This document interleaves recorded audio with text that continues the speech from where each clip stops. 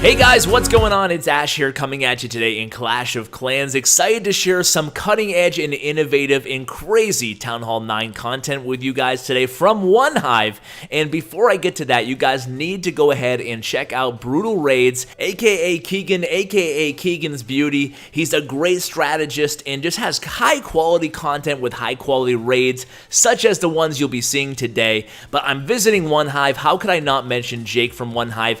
I still chat with him here and there, and I will have a conversation with him coming up, kind of a special second part to this episode that I will be releasing early next week, so stay tuned for that as well. Now let's get into the raids here. So I have been trying to get my COC juices flowing, no pun intended there, and what I've been doing is kind of visiting around, saying hi to some old friends. I stopped by OneHive and I saw right away some amazing Town Hall 9 attacks that I wanted to share with you guys. I guarantee you won't be disappointed by the type of content you're going to be seeing in today's video. So this is an arranged war they had with PWC. So the first thing you might be thinking when looking at this base is, gosh, that queen looks awful vulnerable over there, but surprise, especially on a first hit, there's actually a Tesla farm. You'll see it right now. So the Tesla farm, all that HP buffer towards the east, and then the western flank is protected by that clan castle as well. It can actually be difficult. There's no way that just a queen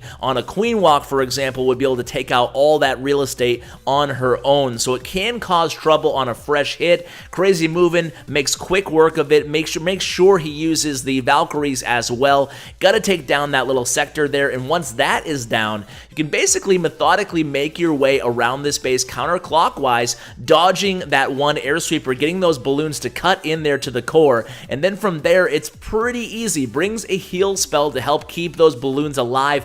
As they reach around 3 o'clock, you'll see that heal spell used, and then from there on out it's just a matter of time. Those pups, and he brings a couple minions, are going to do a great job on the cleanup duty. Heal spell is dropped, all those balloons back up to full HP, and from here it's going to be a cakewalk. I mean, there's only really the 2 Teslas still standing from that Tesla farm. Other than that, he has a Lava Hound still tanking for those balloons. And to use a Jakeism here, you got to break these bases down into quadrants when you're going to tackle them, especially with an air attack. So what you want to do is, how do you plan a raid like this and actually have it be successful? Well, you break the base down, right? So you want to kind of make that sweeping clockwise or counterclockwise motion that the Crazy Movement did so well in this attack. And what you want to do is, basically, when you're planning it out, take a look at where the air defenses are, where the air sweepers are, and then plan how many balloons do you need to take care of each quadrant, and more importantly, or just as importantly,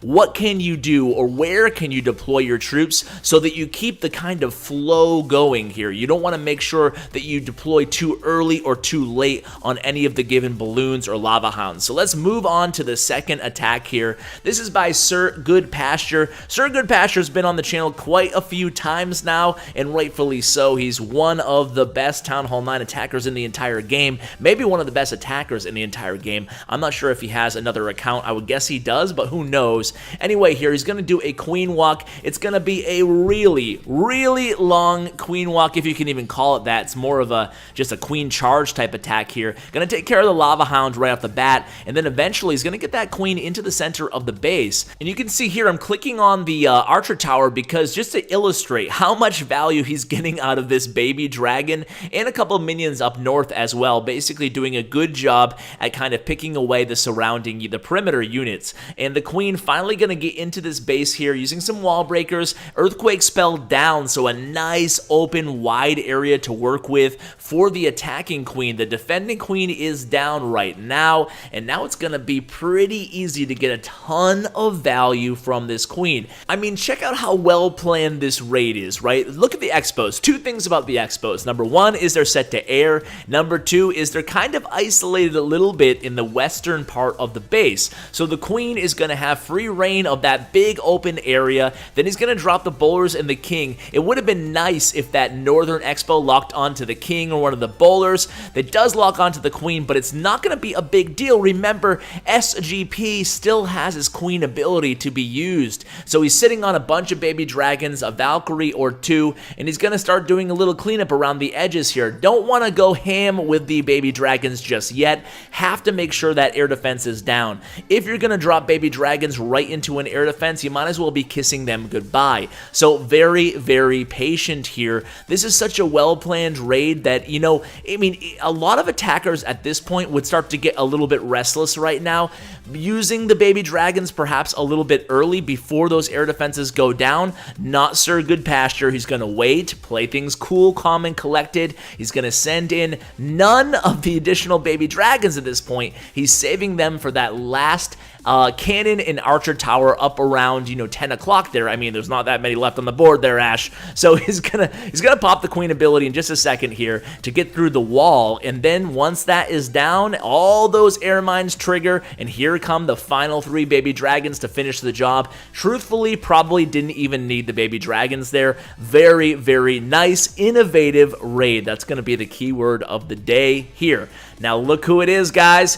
It's Keegan's Beauties. He is the YouTuber who covers OneHive raids. So make sure you subscribe and check him out, guys. So he actually has a really cool attack here, and he's using the P.E.K.K.A.s. So P.E.K.K.A.s have re-entered into the Town Hall 9 meta. Haven't seen many Town Hall 10 or Town Hall 11 attacks with them, but certainly viable for the first time in literally since the beginning of Clan Wars. Well, maybe not since the beginning, maybe 2 years or so in Clan Wars. I mean, I remember when Clan Wars started, it was all GoWiPe, all GoWiWi, all the time. My first semi-viral video, I say that very loosely, but it got, you know, a few 100,000 views, was how to GoWiPe at Town Hall 9. And it was such a poorly produced and commentated video. In fact, that video was so bad, 2 things. One, I'm going to link it for you guys. Didn't plan to even mention this stupid video. I'm going to link it in the description if you guys want to go way back in the time machine and check out me when I had this kind of low energy. Hey guys, I'm gonna bring you some attacks today. Yeah, kind of like that. So let's get back to this right here. But one final thing on that episode, the worst part about it is, and there's so much good in this replay, so I'm gonna wrap this up here. So the worst part about this replay, there was only 2 or 3 replays in the whole How to GoWiPe episode. And one of them was a Town Hall 10 attacking a Town Hall 9. I didn't even realize that's how far I've come. Hopefully, that's the type of content that I started out putting out. So the moral of the story is we all make mistakes. Now check out this raid here, guys. You might want to rewind, put me on mute, and check out the beauty of Keegan's raid. Pun intended. So basically, he spreads those healers, 1 on each P.E.K.K.A., keeps a 1 or 2 on the queen there, and just creates such a beautiful funnel for the P.E.K.K.A.s to go right into the core of the base. Tries to use a skeleton spell to take down this wizard tower, which can work, and it just almost barely does here. I think it leaves the wizard tower with just a couple hit points left here, but you can see the P.E.K.K.A.s are still alive, the bowlers are still alive, the queen is still alive. They're busting through those walls. There's only a few units left. Nothing defensive as far as defensive structures still on the board right now, except for that one pesky wizard tower. So that's going to be a total OP attack. P.E.K.K.A. is still alive. Heroes at full health. Who cares? Beautiful, beautiful attack by Keegan there. So the last attack of the day here is going to be by Rage. It's going to be another air attack for you guys. I really loved this one. By the way, if you guys want to steal a good Town Hall 9 base, you might want to steal them from one of these raids here, guys. I mean, it's up to you. I'm not telling you to steal a base, but you can guess where the traps are. They're really actually some good base designs. Now, this was a fresh hit here by Rage. We're switching wars, so no longer the PWC war. I kind of rated their entire war log for their best replays. I'll be showing some other ones on the or over the Jake interview that will be coming, like I said, early next week. So stay tuned for that, guys.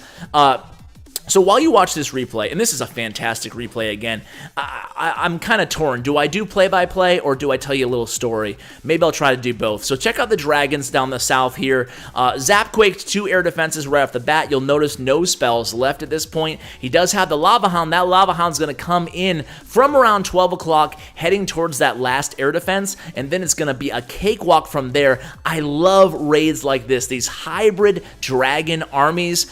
I don't see too many of them, but I love seeing them. I mean, at least for me, it seems like halfway through these raids, I always think that the attacker is done for. I think it's going to be a fail or a 1 or 2 star or whatever. I think the 3-star is out of the question, and then the attacker inevitably always pulls it off. So the Dragon's kind of eating through those hidden Teslas right now. Look at how beautifully those balloons were deployed, using the Lava Hound for cover just the right moment there. Air Sweeper down, and check this out. It went from looking maybe a little sketchy to now totally overpowering at this point. So that is going to do it for these raids, guys. I hope you enjoyed them as much as I did. If you want better raids than this, then I don't know where to go, because this is really high quality Town Hall 9 content. Now, I do want to kind of shift gears a little bit, talk about 2 things. Number 1 is I'm finally getting my my juices flowing, so to speak, again, to make the lame joke twice in a row. My COC juices are flowing, and I'm back into the swing of things, so I will be bringing, hopefully, more Clash of Clans content to you guys. And last but not least, guys, you guys know the Clash Babes, a very well-known clan in the community. They're all awesome. I mean, they're some of the most skilled players in the entire game, and I got to meet a couple of them in San Francisco at the fan meetup. I use that in quotations. I don't think you guys are my fans, you're my friends, but I got to meet a few of them, and it was just such a great time. It was a blast, and they were awesome and so knowledgeable about the game. And one of their co-leaders is Suz, aka HellOnHeels, and she's going through a really tough time right now. She actually tragically just lost her husband in a car accident, and she set up a GoFundMe. I mean, she's going through a tough time, and I just want to go ahead and share that with you guys. I'm going to include it in the description, even if you can only donate $1 or $2. She's really, you know, adding everything financially into the loss of a loved one. It just doesn't mix. You don't want to think about money when you just lost your husband or, you know, your spouse, your family member.